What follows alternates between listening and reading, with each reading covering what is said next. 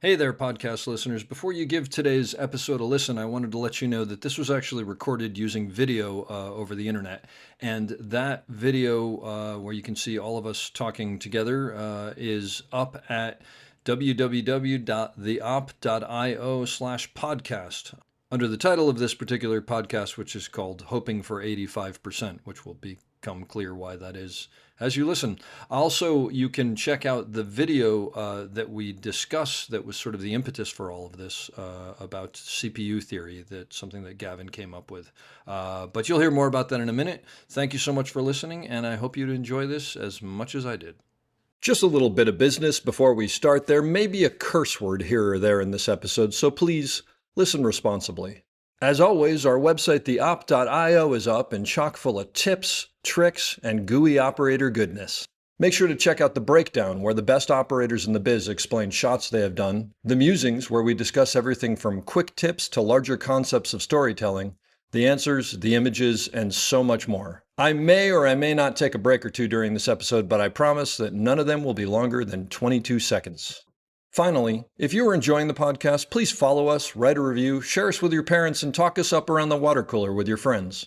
So grab a beverage, sit back, and enjoy the op. Thanks for listening. Lock it up, nice and quiet, and let's roll. Rolling. Victor 30 Echo, take 2. Hey, Margaret. Hey, Mark. And camera set. And action. Hello and welcome back to the Op Podcast, the podcast where we talk about operating and the art of visual storytelling. I am Dave Comides, your host, and something a little different today, which I actually am really excited about. I'm not quite sure where it's going to go, and actually that's kind of cool in and of itself.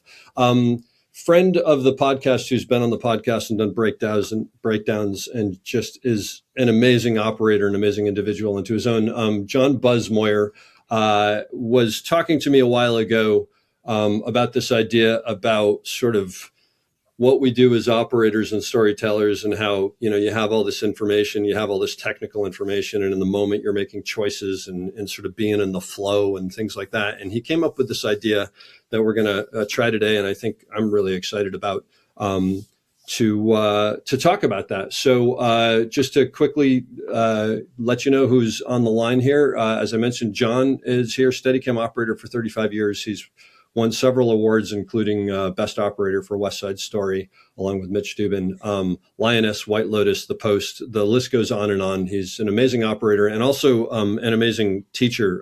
He teaches Steadicam now to people all over the country, and just phenomenal. Michael Kelly, who is an actor that I know Buzz has worked with, and hopefully at some point I'd love to, because his work is amazing. House of Cards alone, he has 4 Emmy nominations. Jack Ryan, Lioness, The Penguin, Man of Steel. Again, the list goes on and on. Just an incredibly established actor.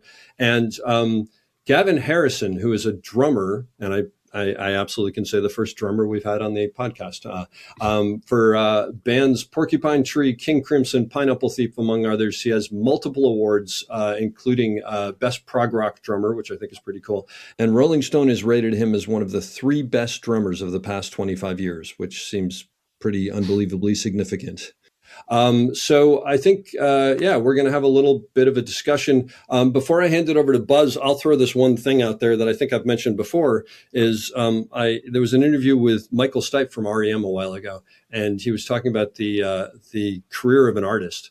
And one of the things that he said was, it's like a clock. And from 12 until 3, all you're trying to do is learn how to play, every single note perfectly and be technically excellent. And from 3 until 6, you're still trying to master that, but throw in a little bit of, zhuzh every once in a while.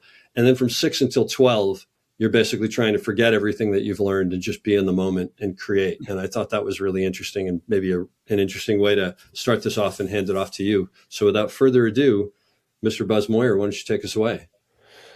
Thank you, Dave. Let me first thank all you guys for being here. This has been a long coming idea I had. Roughly 2.5 years ago, I was out of town and breezing through a bunch of YouTube videos. I tend to move towards the drummers, having been a drummer, and I ran across this thing with Gavin, and he went on to explain a notion about a CPU, and this really intrigued me as far as how, as an operator,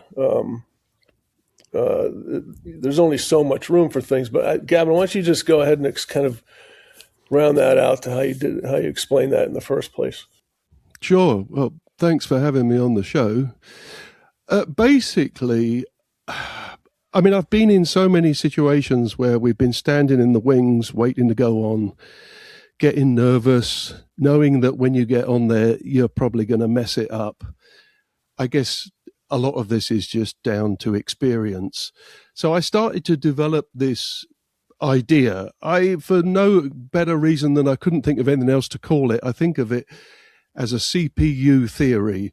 I don't really think humans are anything like computers, but we all understand the idea of processing from a computer point of view and the CPU kind of meter filling up as you go along. So it's the central processing unit. It's just a way of thinking that's helped me and my bandmates. So to play well, to perform well, you really don't want to tax your CPU 100%. Otherwise, you've got no room to listen and judge what you're doing. You might listen back to a recording of yourself and think, oh, that was awful. Why couldn't I hear that while I was playing it? Well, my CPU was too full. You might go on stage and feel like, I can't really tell if this is in time, from a drummer point of view.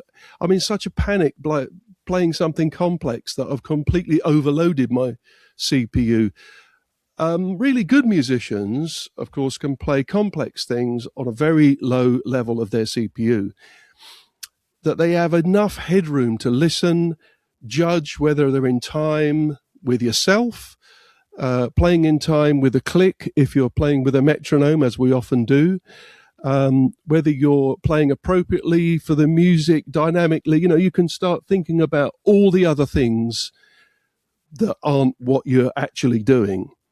I remember doing a session once where I was playing out in a live room in a recording studio, and at the end of the song, the producer asked me, how was that for you? And I said, I don't know. I'll come back into the control room and listen. And he said, well, weren't you listening as you were playing? And I thought, no, I wasn't really. My head was down in the engine room. And you really don't want your head in the engine room. You want to be up on the bridge of the ship, steering where you're going, seeing the bigger picture, looking at where you're going. Now, under pressure, your adrenaline will fill up your CPU 30 or 40% more. So the things you can practice at home or the things you did in rehearsal that went really well, when it comes to the take or the show, suddenly you've got a lot less room because your adrenaline, your nerves have kicked in and your CPU will fill up. So the only answer I could ever think of was expect that's what's going to happen. When you get out on stage, every song's going to feel slow, especially the first few nights of the tour. And if you're on stage feeling nervous or under pressure whilst you're performing, you just got to simplify what you're doing. It's important that you've got this headroom that you can judge what is going on while you're doing it. There's no point listening to a recording of last night's show and thinking, oh man, I sucked. That sped up. I played that wrong. That's 12 hours too late. You know what I mean? You need to be on it in the moment that it's happening. It's like riding a bicycle down a white line. You need to be looking down the white line and making micro adjustments. When you feel it going one way or another, you need to be able to correct it. Don't wait till you've come off the white line and then steered back the other way and then steered back the other way. Everyone will see that you've come off. So even great professionals, brilliant performers, it looks like they're going in a dead straight line down a white line on a bicycle. But if you zoomed in, they're actually making many, many, many micro adjustments to keep it on track, to keep it where you're heading, just to get to see what's coming up in front of you. Now, quite interestingly, a girl drummer friend of mine wrote to me recently and said that she was suffering with stage fright. And I asked her if she would go and watch this section that Buzz is referring to, which is part of a Drumeo lesson where I talk about this CPU idea. And I said, go and watch that and then tell me if you feel any different. And she wrote back to me and said that she watched it, and she said she realized she wasn't suffering from stage fright. It was just the dread of being on stage and feeling like her CPU was overloading. Of course, the good news is, as you get better, your CPU gets better. You could just call it experience, I suppose. But as Stephen Wright once said, experience is something you don't get until right after you need it. Yeah, that's fantastic, Gavin. And you can see all the operators who are watching us are going, yes, I totally get it. Yes, I get it. And that was what intrigued me so much about the whole notion of this. And then as I kept thinking how to make this, expand this a bit, I was working with Michael on Lioness. And Michael has this dialogue that is, I don't know how anyone can remember this verbatim. You're going through, the Mexican cartel and these names that are not pronounceable to really anybody, and then citing numbers, and then also you're sitting next to, Morgan Freeman and, these fantastic actors, and you talk about CPU, you talk about, you're full, man. I mean, that's like what and then not just that, but knowing when to pause for an edit, or knowing who to be looking at for a return expression, and hitting marks and all this thing. I mean, it just becomes huge. So, if you can maybe expand upon how you just started to get your CPU to where it was to the point where you could continue. Yeah. First of all, thanks for having me. It's really cool to be here and to hear you guys talk about it like this. It's very interesting because you going back to what you said about Michael Stipe, and I was like, that makes so much sense, because for me, I don't know if it's 12-3 or it's more like 12-6. I got to get all that up in my head. I got to get it sitting at that table with 3 Academy Award winners. It's some intimidating shit. And so for me, it's all about, so much of what I do is done before I get there. I have to know it forward and backwards. All those things, those words, those crazy monologues. I have to know it forward and backwards so that then I can just be in that room with those people, and listen to them and react to them. And because sure, what they're going to say because you've memorized all of it, to an extent. But to hear them say it and then react, you have to have all that shit already jammed up in your CPU, I guess, and just have it all forward and backwards so that when Morgan does go off script, which she tends to do sometimes, you're ready and you can respond as the character with the words that character would say, which none of that shit is stuff that I say in my life. So it makes it more difficult because it is like speaking another language to me. So yeah, I guess the process for both of you. I mean, obviously we all started somewhere, and to get the idea of even recognizing that you need to build skills, to build certain things that will then allow you to do your job. Like for an operator, we have, if you do Steadicam, you need to learn how to operate the Steadicam, and I equate that to learning how to play a violin. I can teach someone how to play or to carry the Steadicam. It's almost like saying, okay, this is a drill. You push this button and that makes the thing spin. And then if you want to take something out, you reverse it and it comes out. Now go build the car. So that whole notion of, all right, I have this tool, with an operator. Now I have this tool, I have cranes, I have dollies, I have et cetera, et cetera, et cetera. And how do you build all those tools to then get to the point where you can be creative with those? And I guess, Gavin, being a drummer, rudiments, etc. But go ahead and maybe go on about that idea. Yeah, I mean, there's this theory, isn't there, that to be an expert, you need to practice 10,000 hours. You've probably heard that one. Oh, yeah.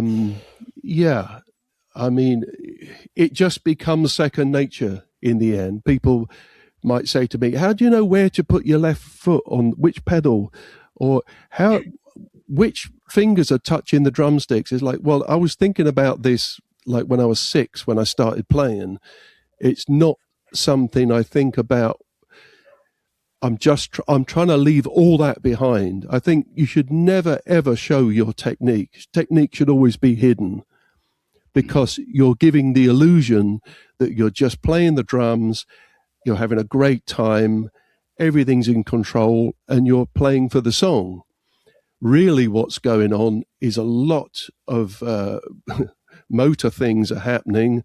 A lot of automation is happening, really. Things that you've played many, many times. You don't need to think about them. You just need to control them. It's like being on the bridge of the ship. You're driving it. You don't need to be down in the engine room. You've done all that. You know how the mechanics work.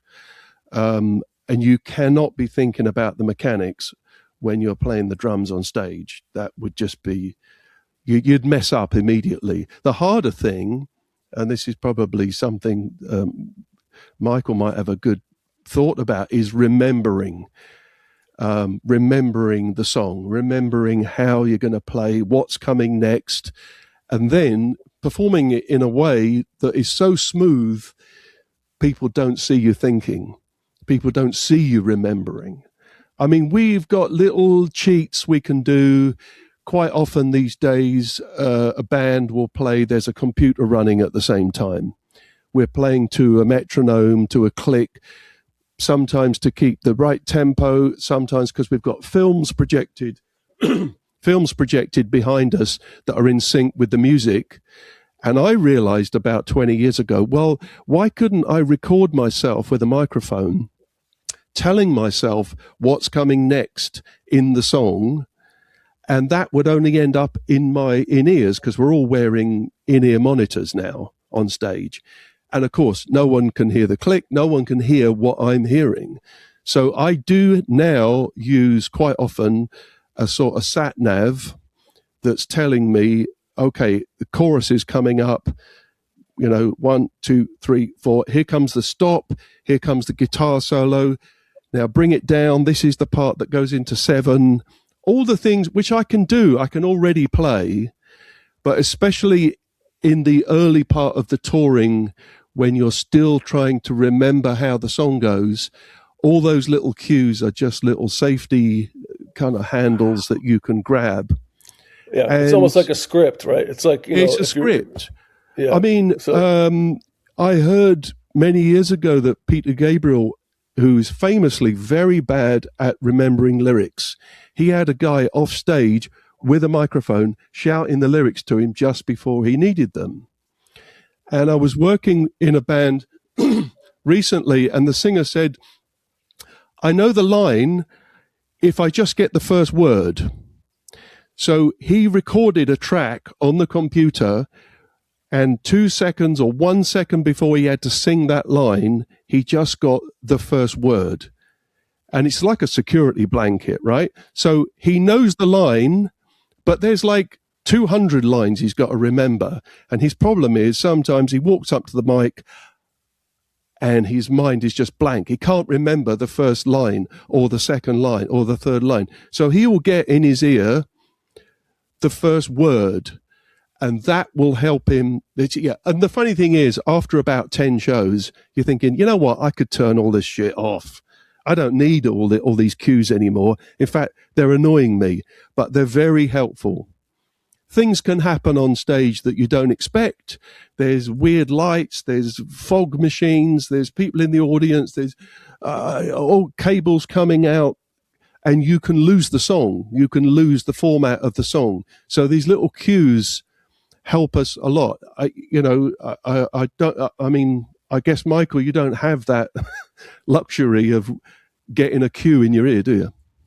No, but it's funny you should say it, because some of those, especially this is applicable to Lioness, where some of those scenes are literally 5 to 9 pages, which equates to 5 to 9 minutes. And so, we're doing a scene, and it's like a mini play, and we're talking, and sometimes on some days you're actually doing a scene from episode 1 and a scene from episode 4, and they're very similar in obviously what you're talking about.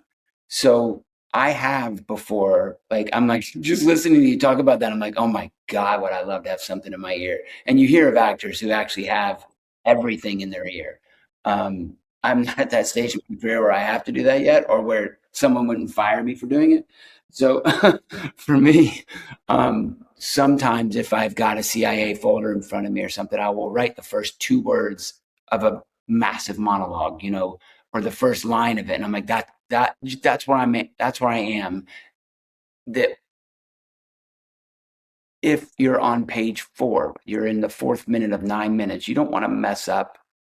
And granted, they're going to cut it all, but you don't ever want to be the guy that's holding production up, where Buzz has got to go set that Steadicam down again and be like, I'll put it back on in a second. Like, it's like, it sucks. You don't want to be that guy. So if I can have something there, Morgan's talking, I know the camera's going to be on him, I can glance down at that piece of paper and be like, that's where I am. Okay.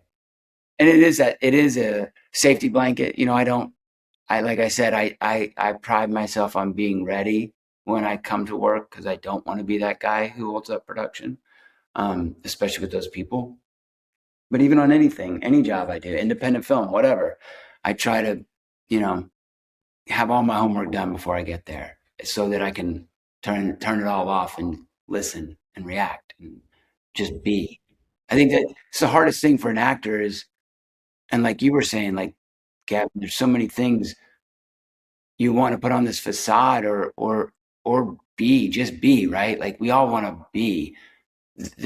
I think those scenes that I'm doing with those guys, those incredible, and Bruce McGill and Jennifer Ely and, Nicole Kidman and Zoe, it's like sitting at that table with those people. There are moments where I'm listening to that actor, but I'm listening to that character. And then for those, it just happens like every now and then where you're like, holy shit, I was so in the moment that I was actually there and I was being, and I wasn't acting. And they're very, very rare, but those fleeting moments where you're just like, and that's for me, like, what I try to aspire to every single time I act, I do it, is that you just want to be, you want to turn everything off and you want to be in that moment. And it doesn't happen that often, but if you're always going for it, when it does happen, it's fucking special and it feels so good. Yeah, that's great. I mean, and also in the way of operating is that, for a story I'll tell is I'd watch Rocky, when he runs up the steps at the art museum, I don't know, hundreds of times.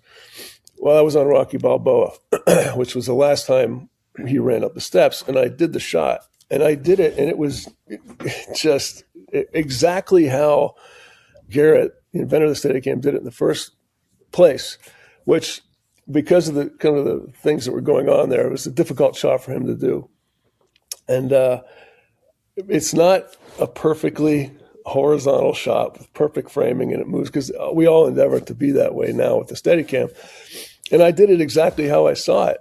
But it was because I was so removed from doing it. I was so far away from it that I watched it. And when I'm teaching, I'll say, look, don't operate this shot.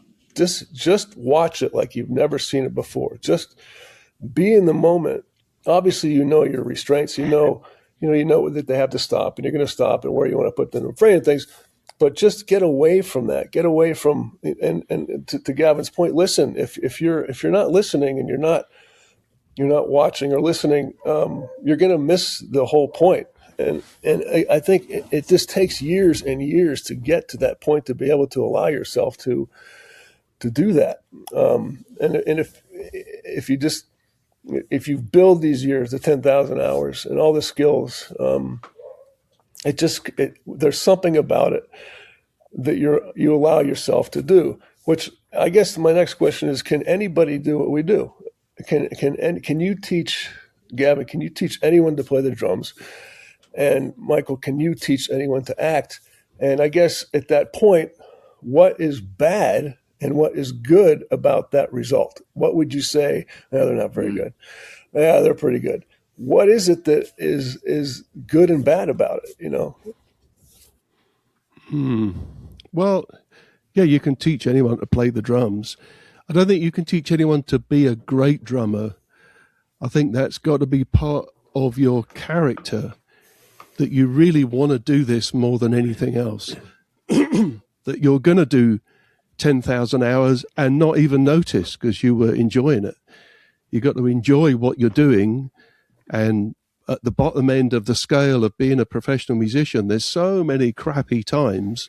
If you don't love it, you would give up after the first crap tour of, you know, sharing rooms in a Red Roof hotel or whatever they're called, you know, in a horrible damp, you know, going around in a van. I've done all that. But that's the reason you got to love it. Could you teach? Yeah, you can teach someone to play the drums. I think the thing you start to notice when you get older is it's more about the character of the person than the technique. It's interesting playing an acoustic instrument like the drum set. I did some masterclass, recording studio masterclass things actually in Italy. And I had 15 students a day, and I played a simple song on my drums, and then one at a time, I got every drummer to come and play my drums and play the same song. What was amazing to all of us was how different they made that drum kit sound, right? That was very, very interesting. And also, I deliberately stood over them and stood next to them, which intimidated them. And I said, listen, every important thing that's ever happened in my career has been under massive pressure. You need to get used to the idea of playing under pressure. I know you're feeling intimidated because I'm standing next to you. That's all deliberate. You know, when you're doing an audition for, you know, some incredibly big star, they'll be standing in front of you, staring at you. So practice under pressure if you can, because believe me, the pressure will come on big time. And that's kind of gets more interesting as you get older, and you, as we're having this discussion about performing under pressure, is that you can start to think about those things once you've got past the lower, intermediate, medium levels of operating the instrument. Once you get to really high level, you can forget all that. Then you're onto this other sort of, you're in the ether, you're thinking about, well, what am I doing with my life? Is this meaningful? What am I actually doing this for? Why am I here? I mean, you know, that happens a lot. Another really weird thing that can happen is that at a certain stage in your life, you can become successful and earn really good money. And then the thing that was driving you from the day that you started as a professional musician was always the money, right? You'd accept every single job that was offered to you because you need the money. Now, when you take money out of the equation, one of the biggest motivators has gone. It's like, I don't need the money. So jobs get offered to me, and I'm thinking, well, I would have said yes to this 25 years ago, but I don't need the money. So let me question whether it actually means anything. Should I bother? Because I could have retired ages ago, right? But it's not about retiring. I don't want to just earn money and sit on the beach with a pina colada. I enjoy playing. I enjoy making music. So someone might offer me a job that's shit money, but I love the music and I like the guys. I'll do it for free. Someone else might offer me a fortune and I hate the music. And now I'm in the luxurious position of saying, no, I don't want to do it. I don't have to do it. There's no, the motivation's gone. Or that particular motivation's gone. Gavin, that Peter Gabriel thing, because I'm a huge Peter. There's no one in my book who's higher than he is. That's amazing to me, because you know what it made me think about was it's that classic thing of, it doesn't make a difference that someone has to scream the lines to the words to him. it's what he does with them, right? You know, I mean, Oh, yeah. it's that's, you know, who cares? Like, that doesn't change. So I was listening to that and I was like, all right. Actually, it almost makes it more impressive. But the fact that I know all the words to his song and he doesn't sort of makes me laugh. Yeah. Well, famously, when WOMAD went bust and they did that, Genesis got back together to do a show to fund the loss of WOMAD. Peter Gabriel had to sing all these old Genesis songs he hadn't sung in years. Oh, wow. And of course, couldn't remember. And he said he was just looking at the front row because all the nerds in the front row were singing along, and he was literally trying to lip read them. That's awesome. That's crazy. Buzz, are you getting cues? Are you wearing in-ear monitors? You're getting cues from a director. Do this, do that. Pull back. Focus. Press record. Yeah, this is one of those things that is an ongoing thing with operators, it's like, look, I don't need to. I'm not in your ear. I'm not standing next to you saying, "Oh, is that light too bright? Oh, is it? Where you tilt? Okay, well, oh, is that bright over there?" I'm not doing that. Let us do our thing. Just let us operate, because yes, it is a problem these days where directors and mostly directors of photography are sitting in a tent and they're saying, okay, yeah, tilt up, no, go back, no, it's like, look, you hired me to so I can interpret what is going on. I know the script, I understand things. I hopefully I know the edit, I know the cuts. Maybe the headroom isn't like that. Maybe we want more headroom, because then it's, we're seeing this actor in a certain spot, and if you're like this, then even over here, they're different shot, they're just different feel. So Dave and I, we will actually ask in an interview, are you a headset person? And it's just like, okay, maybe I don't want to do this. Now, headsets are great for information if you're just practically, okay, let's move the camera over here, this kind of thing, just to be, because everyone's so spread out anymore. But no, that's not true. But I will say, when I did a scene with Michael, there were 9 people in this room talking, and I can't remember who's talking. So I did have a second AC say, okay, Michael's next. Okay, Morgan's going to talk next. Okay, no, Nicole's going to talk. Because then I can give those transfers, and the dolly grip, the person who's pushing me on the dolly, I can give them the old signal, like, let's go over here. So we're revealing behind someone's head. So that line just happens when Michael's turning. You can see Michael's face turning, and then, the opposite person saying the line. So in that instance, it is very helpful. But yeah, so I guess, again, Michael, can you teach anyone to act? Can you, I have a feeling you're going to be kind of saying the same thing as Gavin. They can say the lines, but anyway, let me hear your thought on that. 100% no. Look, I have colleagues that disagree with me on this, and this is it's a very interesting conversation to have with actors, in my opinion, that I don't think anybody can do it. I'm not tooting my own horn. I'm not saying that I'm different or more special than somebody else. It's just you either have the ability to do it or not, and then the 10,000 hours become applicable, right? Then it's the work that you put in.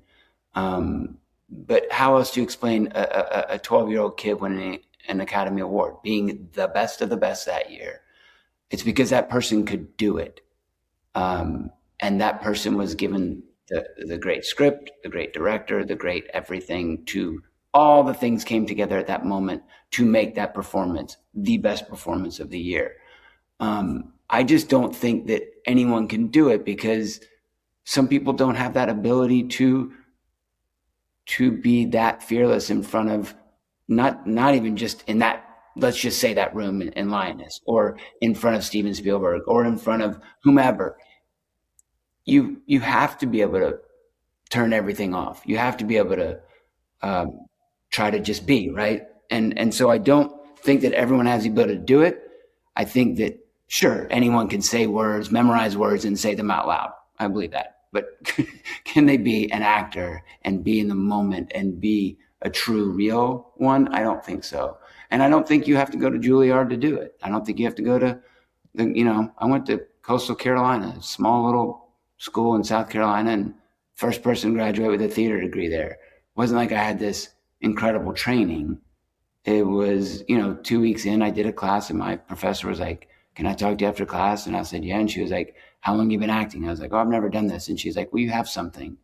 Now, it took me a long time to be a good actor, or what people consider to be a good actor.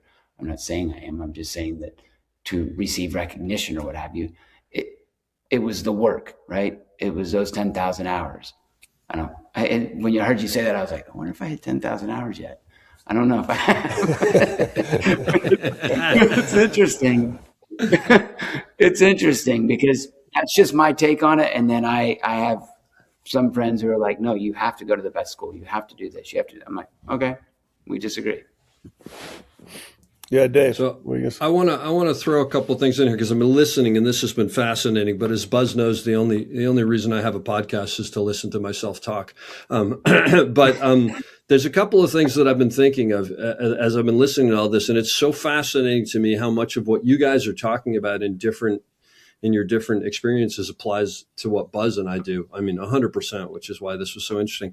The first thing that I think of is, and I think there's a documentary on this, the band Fish, which I'm sure you all know of, has this whole thing called flow, when they get into this state of flow and they do these like 35-minute extended jam sessions. But I think there's a documentary about this, about flow. And all of this sort of makes me think of this as like, Michael, you were saying like be in the moment and just be and whatever. And it just sort of, it's like that moment where just like everything clicks and you're not thinking about what you're doing on any level. And it's just instinctive and it's real.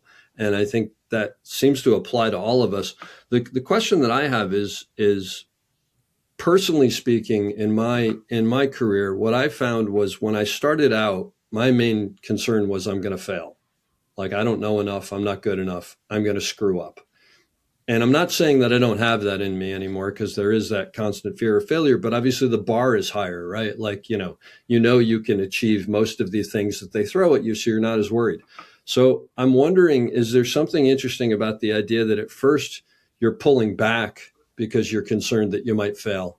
And then when you get comfortable in it and you get maybe to that 6 o'clock part of the clock, is it that you're actually like happy to push it to the point that you might fail? And that's where the interesting stuff happens, like where the best performances happen or the best camera operating happens or the best drumming happens.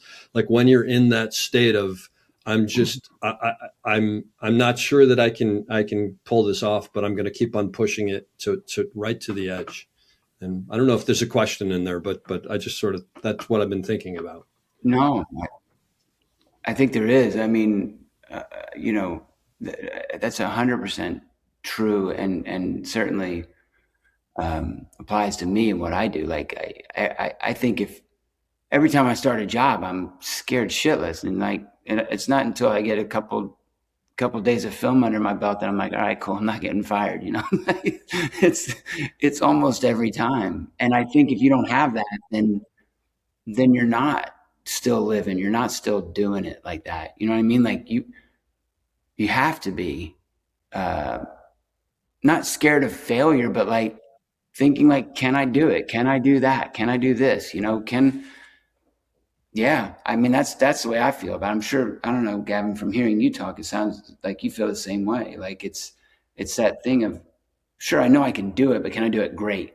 Can I do everything the way they want it to be? Like, I think being mindful of failure is a good thing. I think being mindful of pushing yourself to a place that you're uncomfortable, I have to be uncomfortable a lot. And it's not until you do it a few takes where you're like, okay, I can do it. I can do this. I can get through these 9 pages, or I can get through this incredibly emotional scene. It's not until you do it that you know that you can do it. I mean, you can practice as much as you want on your own. I think actually, until you're in the room. But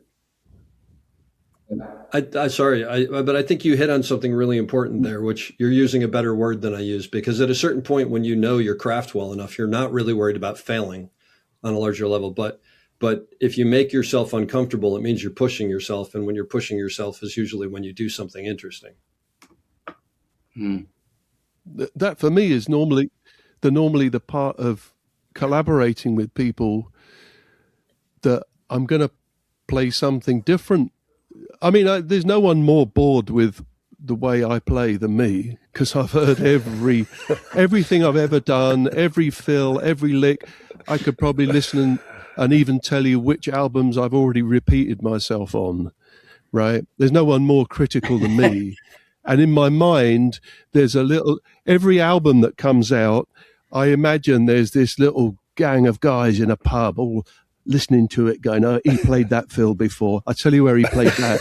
He did it on the second Porcupine Tree album. And, all those things, that's the paranoia in my head, that there's this little group of guys who are all picking through it. And the internet now, the way it is, the way people leave comments, it just enforces that paranoia that people are thinking, yeah, he's done that before. But the fun part for doing collaborations and writing with people is that I'm going to do something that doesn't sound like me. And I love that. I love it when it doesn't sound like me. That's the bit I really get interested in, because I've heard me to death. I've heard everything I've ever done a million times. And I do it sometimes, I just improvise on the drums. And the only interesting part to me is when I do something that I haven't played before. I could improvise on the drums for an hour and it's all stuff I've done before. It's just strung together in a different way. The only interesting bit, and when I recognize that creative moment, is when I think, oh, that didn't sound like me. What was that? And if I'm recording it or I'm doing it in a way that I think, oh no, I remember what I did. Oh, hang on. Then I get a pencil out. I might write it down. I might get my phone out and film it and think, where did that come from? I've never played that before. I think an interesting moment, just getting back on the topic, an interesting moment is in your early career, people are always telling you what to do.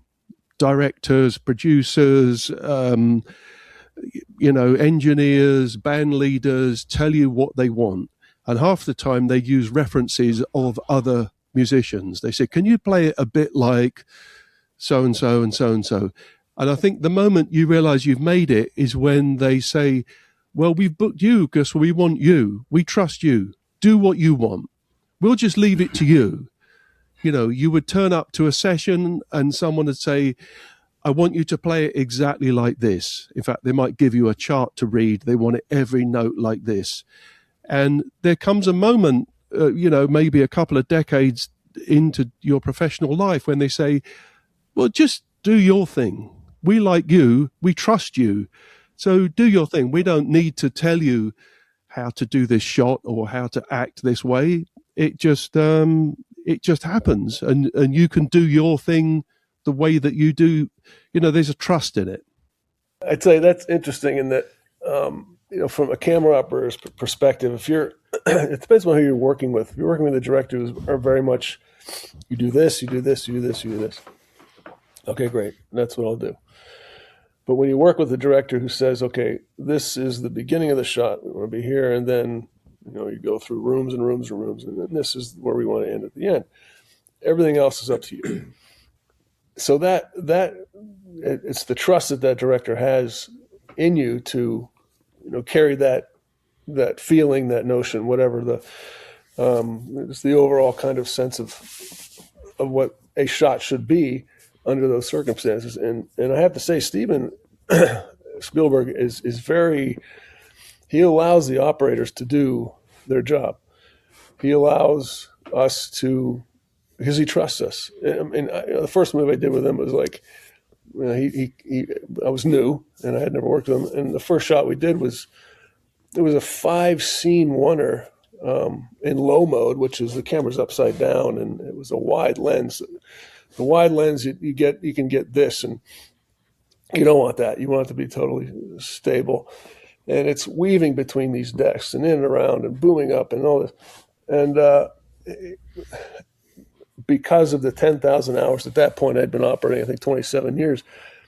And I had friends there on set where they'd walk over and be like, yo, Mo, you got this. It's all good. To have the support of those people that I'd worked with and knew that I could do it, that helps a lot. But to be allowed to do your job based on the trust that someone has in you is really, it's like, okay, now if I do mess up, I can just say, okay, let's do it again. That was my bad. Let's start over. Let's do it again. Or magic can happen where, that second take, you realize there's an eye line, or there's some turn or something, or there's something that's a plot point in that shot where you can kind of hang on that a little longer. And you develop that through different takes. So take one is kind of a learning thing and kind of knowing where I have to be, and then take two is building on that, and then usually take three or four. I'm kind of happy of what is happening all in there. But then, of course, the performance was the best on take one, and then it's like, okay, I got to live with that when I wake up on the couch watching this movie 10 years later going, oh, I had to use that take. But, I mean, that's part of it. And we, as operators, we don't have that choice. That's the director's ultimate choice, and which I find interesting. And if a director suggests something and you're like, wait a minute, this isn't right. How do you handle that? How do you handle knowing the character, right? The character, and what it is, and they're kind of throwing something at you that's not what you think is true. That's one of those situations where, how do you handle that? What do you do in that circumstance? Well, it depends, right? Like if you're on, if I'm on season, let's just say hypothetically, season 5 of House of Cards, right? And a director comes in and they've not directed any of the prior episodes, and they say something, I'm slightly less inclined to let go and just sort of go and try to do what they want me to do. If I'm doing a film and I am with a director who I know and trust, or I've been working with for a couple weeks now, and I'm into it, I'm going to try anything they say, because a lot of times I feel like, and even I will say, even season 5, that director comes in on House of Cards, probably try it, just because a lot of times as an actor, I think you're doing something, you're trying to be in that moment, you're trying to make it as real as you can, but honestly, they're seeing something that you're probably not seeing. You can't see yourself act. You don't ever know unless you happen to be grooving in that moment. Like I said, it's so rare, right? So most of the time I will try something, unless it's just so far away. And then I want to have a conversation as to, okay, well, what is it maybe just tell me what you want rather than what you want me to do. Tell me what you want to feel from me. And then I can try to give you that. That's a better way to do it than telling me what to do. Tell me what you want to feel. It makes more sense if I have a problem with what they're saying. Gavin, if you come up with some groove or something that's not, you think it's fitting, it's working, it's everything, and one of your bandmates or producer says, yeah, that's not, you're missing it. What was that? Somewhere you say, well, no, that is what it is, or how do you get through that? Now I just say, suck my balls. Exactly. Fucking Gavin. Yeah. And normally they laugh. And I probably would say that as a joke. I say, how about you suck my balls? Yeah, right. I had a lot of years of people who weren't drummers, they weren't musicians, they didn't know one end of a drum kit from another. Could you do it again and hit that big one over there? What does that one sound like? Could you do some on that? It's like, oh my God. And when you're young, you have to go through it. It's like you want to be a professional musician. This is cutting your teeth at the bottom level and people telling you how to play and what to play. And now I think you start to recognize what you are about. And I think what I've recognized in myself is I'm an ideas guy. So I'm not the world's most technically gifted drummer. I don't try to aim for that kind of playing. But the things I think I can bring to a record are good ideas. So I'm an ideas guy. And if someone in the room, including, just the T-boy or the cleaner walks past and shouts something, I think, you know what?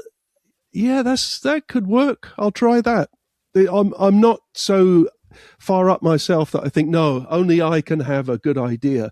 Sometimes guitarists or bass players or something, they program something on a drum machine.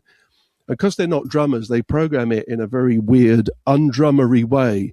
But sometimes I'll listen to it and think, you know what? It's actually a really good idea. I would never have thought of that, and I'll take the credit for it somewhere down the line. You know, something that's interesting to me that I want to ask you three guys, because my girlfriend, her parents were both professional artists. Her dad was a professional sculptor in stone and marble, and her mum was a professional painter.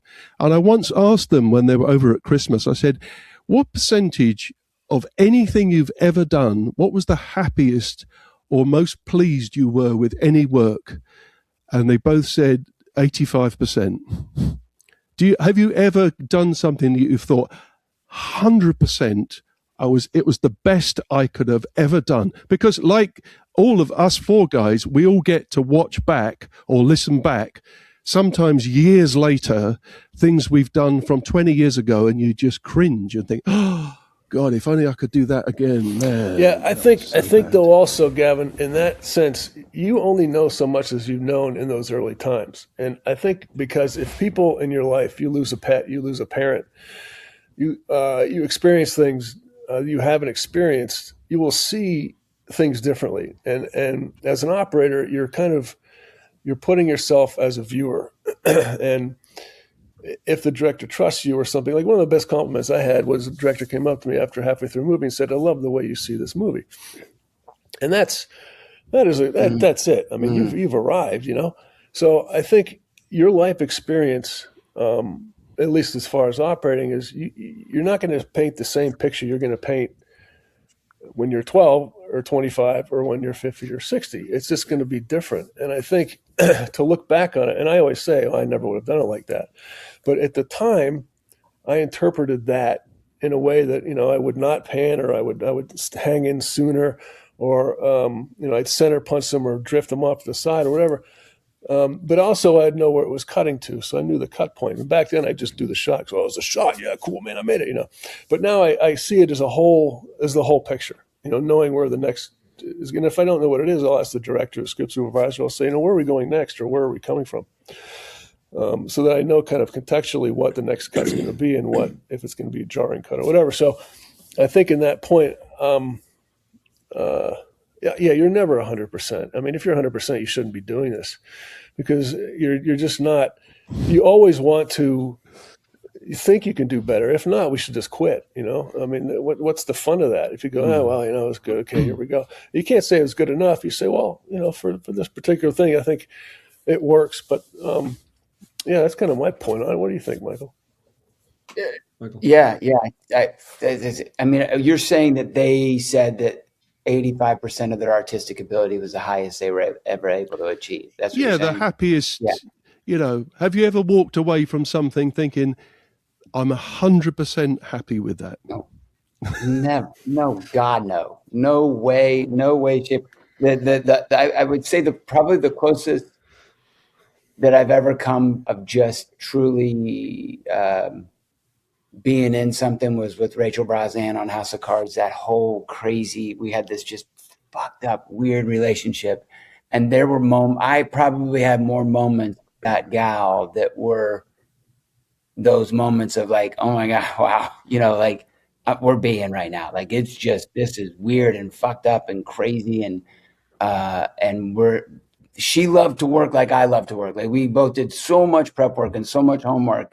Then when we got there, we could really just turn it over and have fun, man. And, you know, I remember Robin Wright running. We were doing a scene in a car once, and I remember her running from the monitors and jumping in the backseat of the car and like, oh, come on, God, this is so fucking good. This is so cool. Let's do this. And like, we were all on such a high, because it was like, wow, we kind of just felt like this is, but even there, yeah, 85, maybe, like, because you know that you could, I might have had that for a couple minutes of that scene, but I didn't have it for the whole scene, because it's just, and those are the moments that you just, you know, you constantly go for, man. You constantly going for that. I remember doing with with Morgan on Linus once, and he went off script and said he just said some fucking different lines to me, and the two characters were combative, and he went at me, and I went off. I was like, all right, and I fucking went off script with him as well. We butted heads.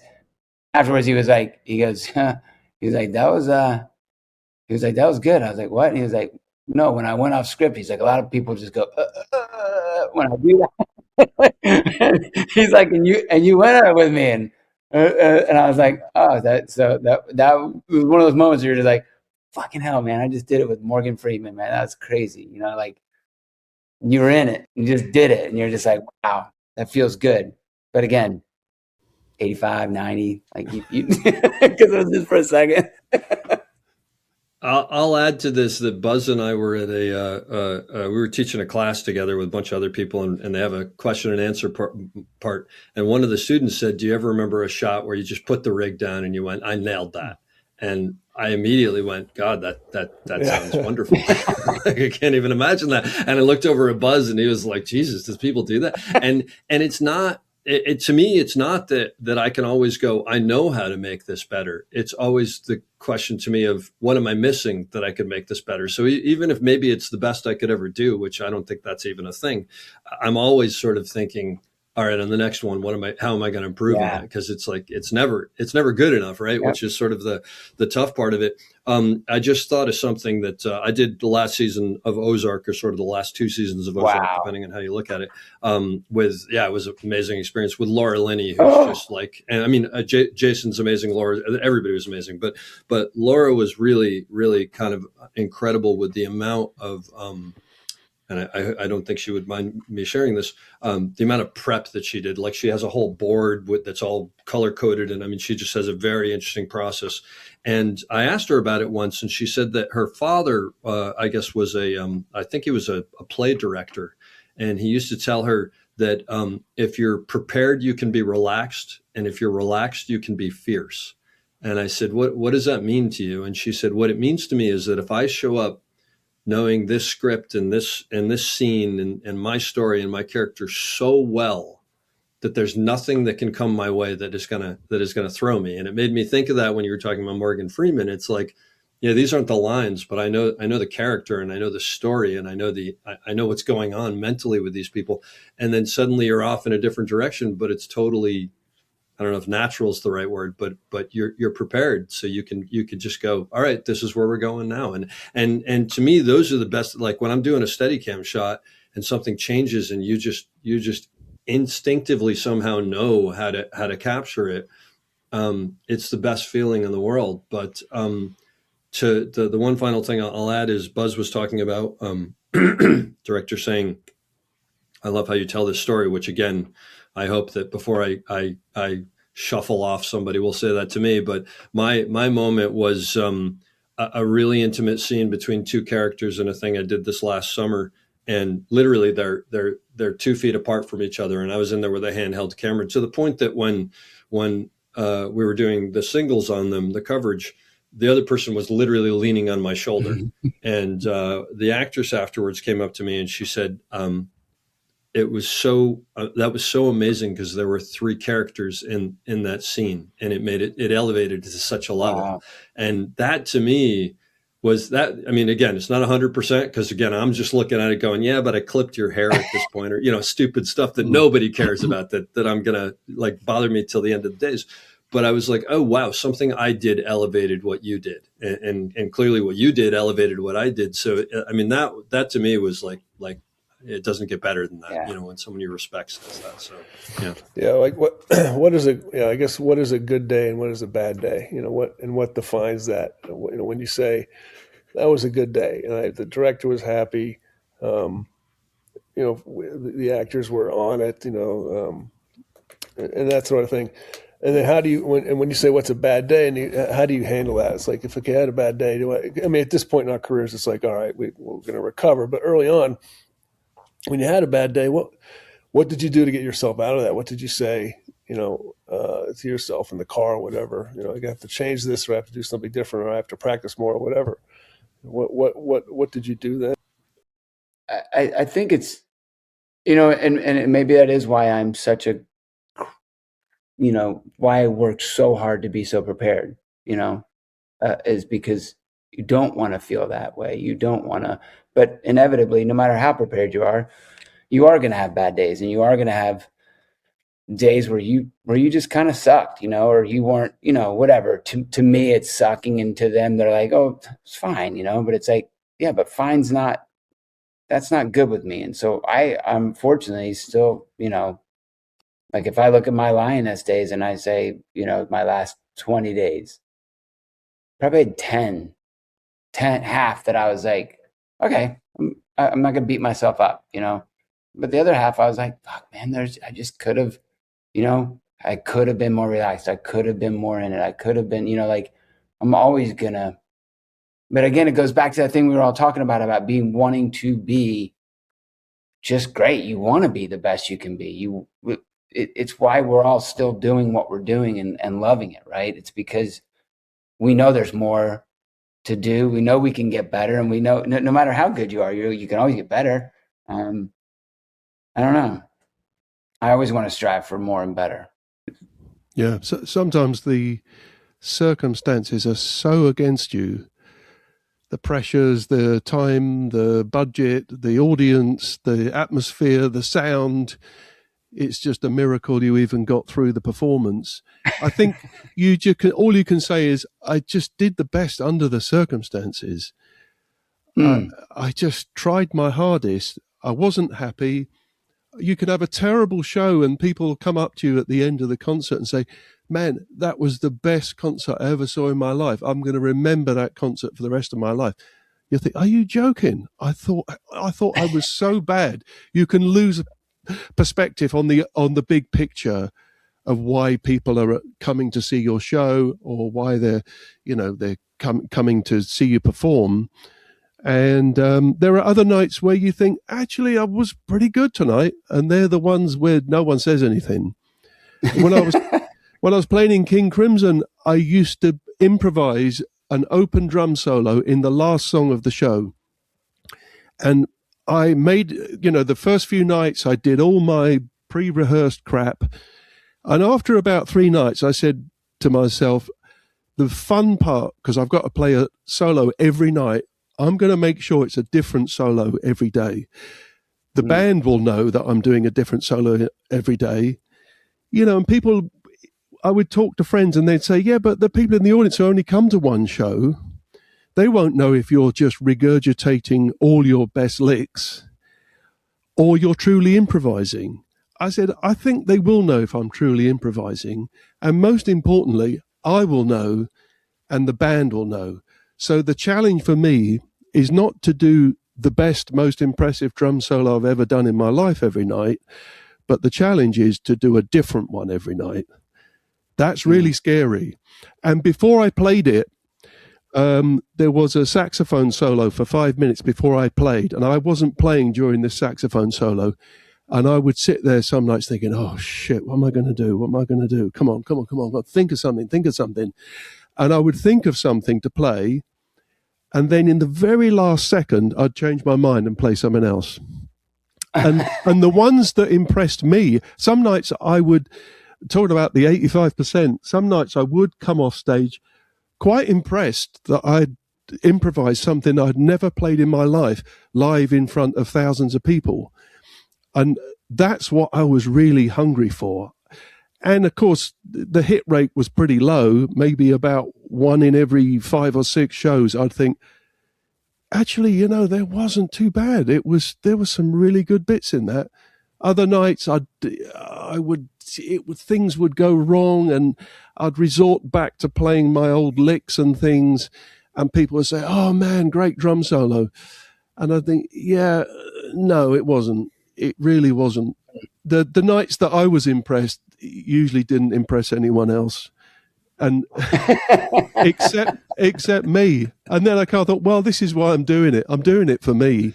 So I want to walk off stage happy. Very occasionally I'd do something and the whole band would light up and they would all have smiles on their faces like, wow, this is it.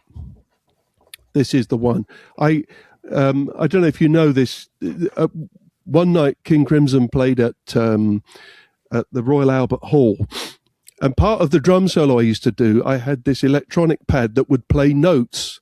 So I could program which notes they played before, I'd do it in the afternoon before the show. And there's an old Sousa march called Colonel Bogey. Ba-da, ba-da-da, beep, beep, bop, right?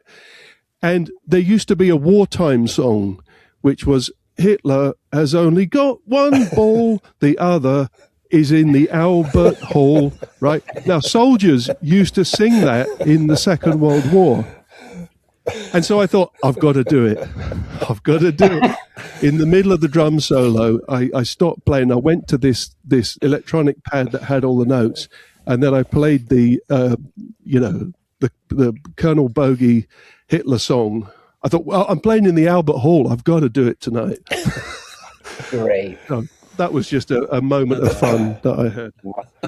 That's funny. Yeah, well, you're speaking of King Crimson. Okay, so you're playing with Tony Levin and Fripp. I mean, does that elevate your playing, or I guess, do you feel equal to that measure? And how do you get to the point where you feel equal to playing with people with that much regard and who they've played with and things? At least for me, when I finally got to work with Spielberg, it was like, oh shit, okay, here I am. Now I got to really do this. I've watched this guy make movies forever, and now he's asking me to do something, and it's like, okay, I'm just a kid from Pittsburgh who has no business being in this business, and here I am, standing next to Steven Spielberg and Janusz Kaminski, and they're telling me and Tom Hanks, and I'm like, oh shit, So does it? When you get in that position, I guess you realize at that point, it's like, you know what, I'm here for a reason. I've been asked to be here. So I guess when you get to that level, does that elevate you? Does that? I mean, of course it has to, but in what sense does it? If you could speak on that, that'd be great. I'd like to hear about that. Yeah, I think what you realize quite quickly is they're just regular guys, and they're full of insecurities, and they make mistakes. And the first time I ever worked with Tony Levin, I was absolutely terrified. He was one of the world's most famous bass players. And I went to a concert when I was 17, and I saw him play with Paul Simon in Hammersmith in 1980. And so when I got the chance to work with Tony Levin, I thought, man, he's going to think I am crap. He's worked with the world's best drummers, right? And after 2 or 3 days of knowing Tony, and he's a very friendly guy, I realized that he was just the same as me. He was he had all the same insecurities and all the same kind of imposter syndrome that we all do. We all go, oh man, what am I doing here? I'm just a kid from, your local town. What am I doing on this stage with these incredible people?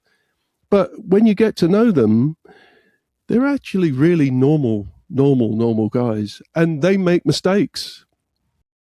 I think that's one of my, and I don't mean this to sound mean, but like when you have someone who you idolize and you're going to work with that actor, right? And you're like, oh my, you're just so intimidated. It's the first time, Jim Carrey, whatever, that I worked with him, and you see them mess up in rehearsal or on their first take, and you're just like, okay, all right, cool. We're good. Like, it's like, okay, they are like me, or they get down on themselves, or they're beating themselves up like I do. Like, you're like, okay, we are all the same. We are all fallible and are going, no one's doing it perfect every time. And so when you, like you said, that sense of, we are all insecure. We are all, nobody's perfect. Nobody. No, the best actor, Daniel Day-Lewis, is not perfect. He's the best, but he's not perfect. At one point in your career, did you kind of say to yourself, okay, I think I know what I'm doing now? And are you still saying that? Because I could say, I've been operating for 10 years. I'm like, yeah, I get this. And then 15 years in, I'm like, man, I wasn't really, 25 years in, you're like, I guess I did. I think finally now, I guess this is 30 some years I've been doing this. Like in the last 5 years, I think that I have a good understanding of my job, and I have a good shtick on set. I know who to talk to, how to talk to people.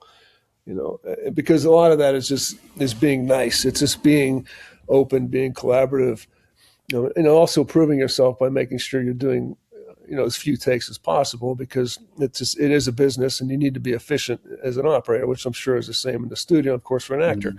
Mm-hmm. If you're painting over trying to get some line and some actor's not doing it, and then your director's losing the light outside and whatever. But I guess, when did you kind of realize? Was there a moment you realized it, or was there a progression where you said, "Okay, I know what I'm doing now, and I think from this point on, it's now just fun, and I can make the choices of what I want to do. I don't have to do it for money. I don't have to do it for this. I just want to work with these people because I think I can help and be collaborative in that sense, and make a great thing." I think like you, for me, I think like you, it comes and goes. Like you said, you felt it, 15 years in, and then 5 years later, you're like, wait a minute. I know that I can do it, but it's that thing of just always wanting to be better, man. I want, and collaborating with new people. Like you said Spielberg, and I'm just like, the opportunity to work with that man, who I think is probably our, greatest storyteller. I'm dying to work with that guy and see, I don't know, can I do it with that guy? Can I do it on that level? I haven't been given that opportunity really. And I've done it with Eastwood. I've done it with Glad. There's so many great people, but you're like, wow, Spielberg, or Daniel Day-Lewis. Could I hang on a scene with him? Like, you're always going to say, yeah, I'm comfortable and I'm happy and I'm making a career doing this and I never want to retire. I love what I do, but I keep wanting to ask the question of, what can I do it with that guy? Can I do it on that level? Can I do it with that director? How would I handle that person's presence? You don't know until you're there. So I don't know if I'll ever feel like I got this shit. I don't think I'll ever feel it. When have I ever felt like I've got this? Well, probably tomorrow. You know what I mean? It's like, yeah. I mean, I guess sometimes you recognize you're in a situation where maybe the other performers you're working with are not on your level. You can outmaneuver them. That's not the fun part. The fun part is being with people where you're the worst guy in there.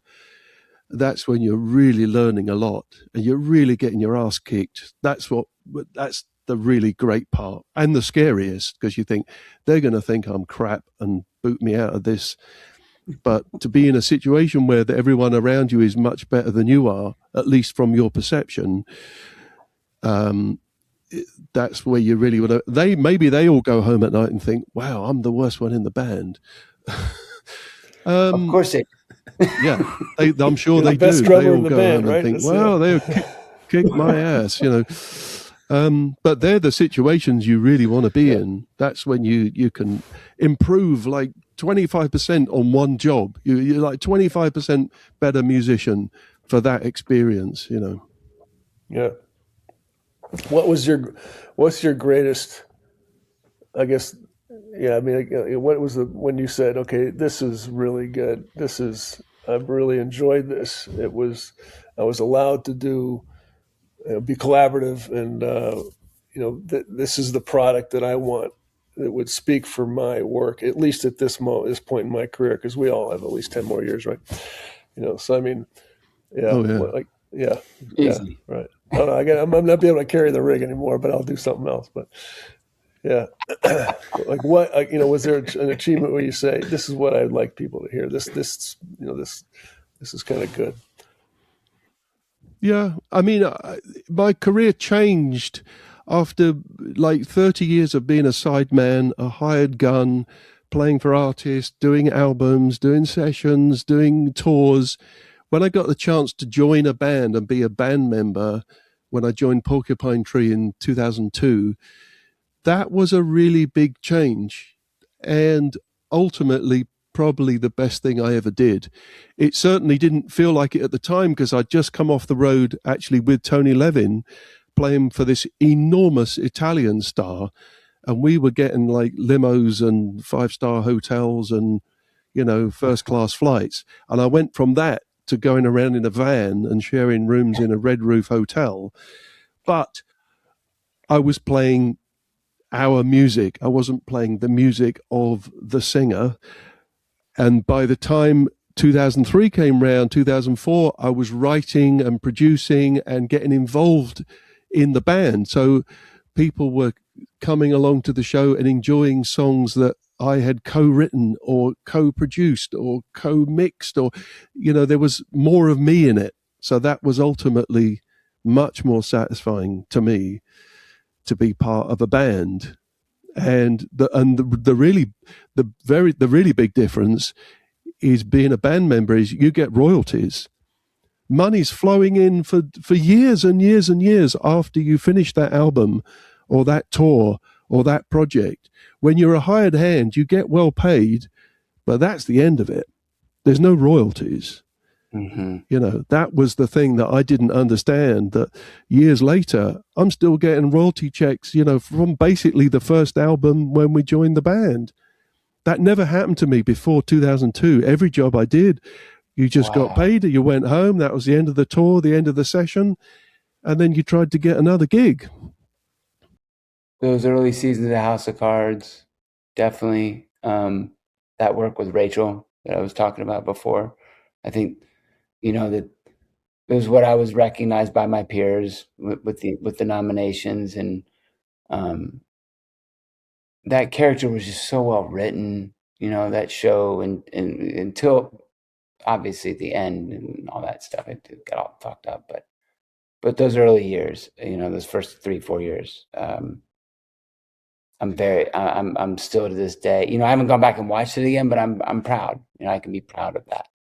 The thing I did with Clint Eastwood, The Changeling, that movie, he took a flyer on me, and I did some stuff with Angelina Jolie, and that was sort of that was pre-House of Cards, and sort of what kind of put me out there and gave me the ability to get House of Cards. That was, I don't know. I mean, I guess those are really the only two that really come to. I'm not really ashamed of much that I've done. There's a couple things that I'm like, I hope no one ever sees that, and you're gonna have this. A job that I took for $15,000 when I had literally no money, and it was this horrendous movie. I never saw it, but I know it was horrendous. But for the most part, I'm not like glowingly proud of, but I'm proud. I'm proud to be doing it, man. I'm proud to be. It's a really hard business for every one of us. The fact that all four of us are here chatting about what we do it's insane. The odds are so stacked against all of us, and we're doing it. That's kind of what I was going to ask again. Is is there room for more of us? I mean, because with the film business, it's really changing now. As far as Dave and I know people who've been doing it for 30 some years and are not working for whatever reason. Right. But it's really sad now. We have 4 people owning the entire, or what possibly all of the entertainment. And then with this AI, how much influence that's going to have, at least on, certainly for actors and certainly for music. And I guess it's, will we as, experienced creative people be allowed to continue, and will there be because there'll be no one like Dave and I started in the film business with these classic old, directors and directors of photography and these old curmudgeon key grips and things, where you have to just deal with their personalities and things like that.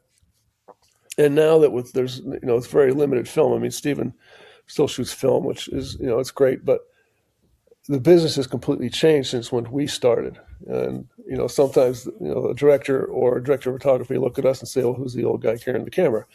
It's like which is I get it. I totally get it, because sometimes they're scared of us because I know they need more than me, so I have to step up and do this kind of thing.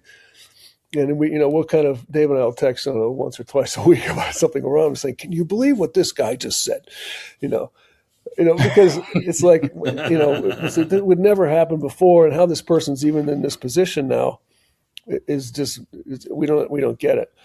So, I would hope that the opportunity is still there, but do you think that anyone will be able to get to a point in their career we've all gotten to and have the experience that we've had all the way through, and that saddens me that people can't experience that, but that's my opinion. I don't know. What do you think about that? Yeah. I mean, we grew up in a different time, didn't we?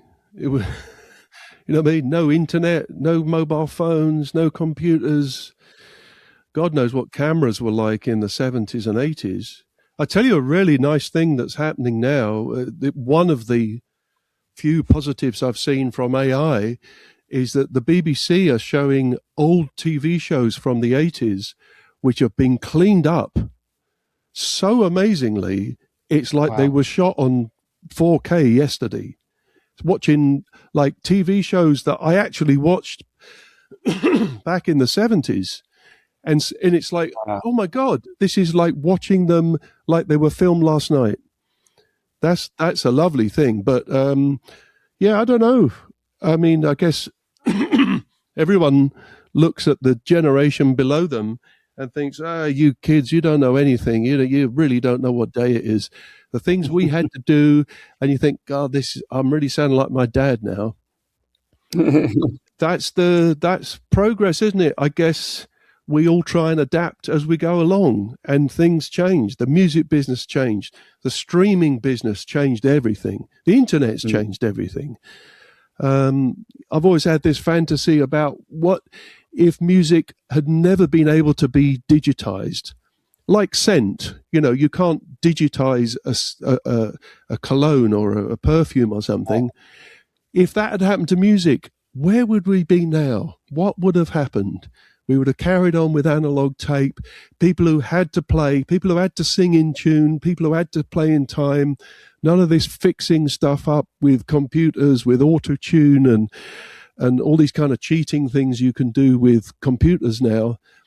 But yeah, then I start to sound like my dad. So you adapt and you go along and you change, and then I guess you get to a point where you're just some real old guy and all the young kids are getting on with it.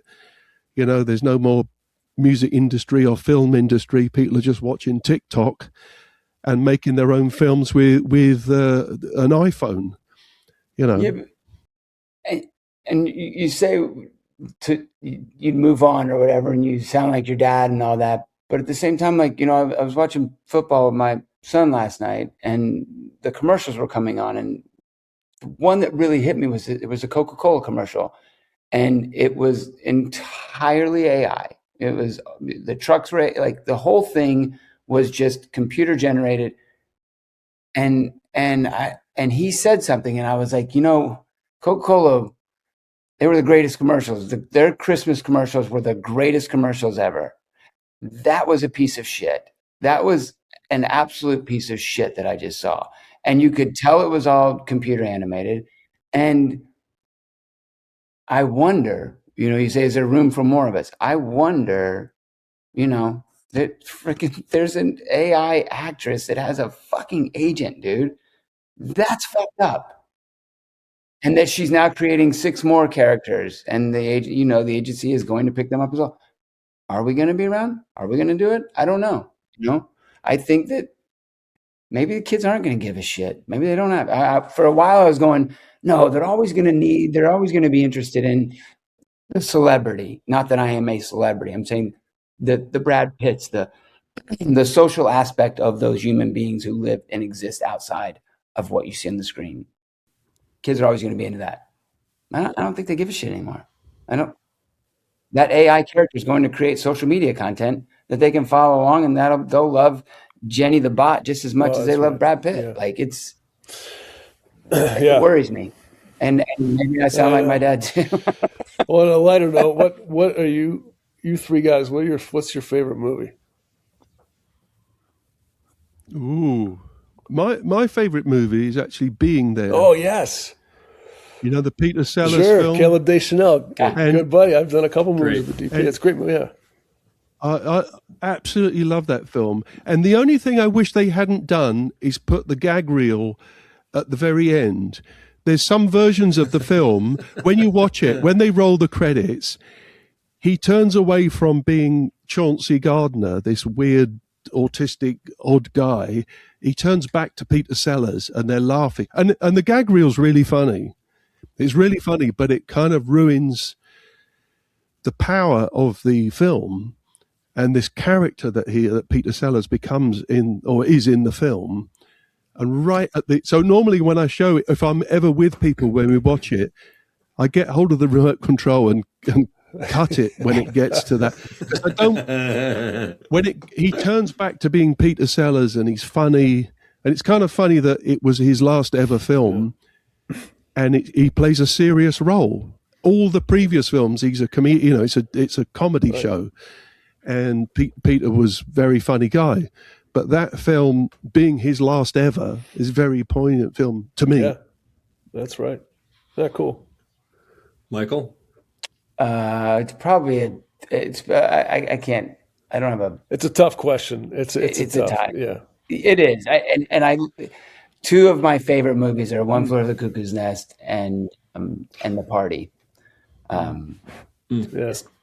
Love those movies so much. I could watch them over and over and over, and for just wildly different reasons, But yeah. Dave, How about you, Dave? Yeah. I'm gonna cheat and throw a bunch of them in here. The Iron Giant, I think, is one of the most perfect films ever made. Love it. Unbelievable. Because every podcast I seem to mention it, I think Sneakers is the most underrated movie of all time that people haven't seen. And if you haven't seen it, you should check it out. I'm getting a pen to write it down right now. It's so good. And I would also throw in there, weirdly enough, just because I was just thinking about it the other day, actually two other movies, My Life as a Dog and To Kill a Mockingbird. Oh yeah. I know. It's the list goes on and on. Buzz, what do you got? I'm just going to go with Sneakers. your standards. I mean, I think Jaws for what he was up against to get that movie done, and the way, and just the acting in that is, I mean, come on. I mean, it really is Insane. great. Once Upon a Time in the West. It's that's just like, and Godfather 2. I can, anytime that comes on, I can just watch that. I have to watch it all the way through. Yep. Yeah. Yep. There's no question. And actually, you got to throw Oh, yeah. Shawshank in there Yeah. too. I mean, that's a no-brainer right there. They could go on and on and on. But All right, I think absolutely. we've mouthed off enough. I guess go ahead, Dave. Ask your question that you ask, and So first off, I just want to thank you all for your time and the information you brought to this, and Buzz for you suggesting this. I mean, this was really kind of fascinating because it just shows that even though we do varied things, we're all kind of doing the same thing, which I think is sort of fascinating. And we all fight the same battles and have the same issues and whatnot, even though they manifest themselves differently.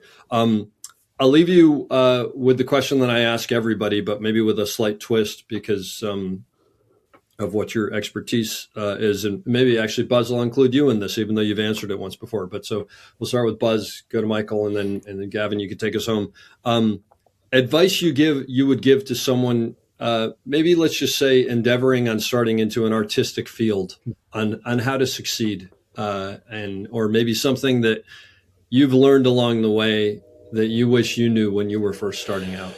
I think I would say don't think of failure as a failure. I think you're going to learn from things that you think were a failure. I think if you don't, like you say, if you don't try, you haven't tried. So on that kind of mental note, kind of keep that thought. Also, if you're doing something that requires a skill, learn that skill to the best of your ability, so that you can know and understand how that tool will then create something that maybe someone hasn't seen, or something that you're trying to emotionally pass on to someone else, or have someone look at it in that way. So, and just, man, don't give up. I mean, it really comes down to longevity. You know, if you're at it and you really, endeavor to be something that you are passionate about, it will happen. It may not happen in a grand way, but there may be a moment where it all comes back and you can sit back and say, I'm glad I did that, and it was worth it. So I guess that's it. First of all, I just want to say thanks. Thanks for having me. This has been a real treat. I love hearing everybody talk. Really, really thank you for having me. And you guys are probably going to think I'm full of shit, but if you go back and listen to any interview I've ever said, this is what I always say to young actors, is respect your crew. That is the number one piece of advice I give to any young actor, because I tell them, I'm like, they're there before you, they leave after you, and you're not shit without them. So you only look good if they all are awesome. So respect your crew, and something that my mom and dad both passed down to me that I hope to pass down to my kids is just to have a good work ethic. It's everything. If you're willing to work really hard, you have a much better chance of doing this for a living. So yeah, that's mine. Well, thank you for including me in this. It's been fascinating and hearing your thoughts. Something I would say, especially towards someone trying to be creative, is you've got to have a really good big idea. The rest is all details. The details are the easy bit. Never start with the details. Always try and have a view of what was the big idea. What was the big, fantastic idea?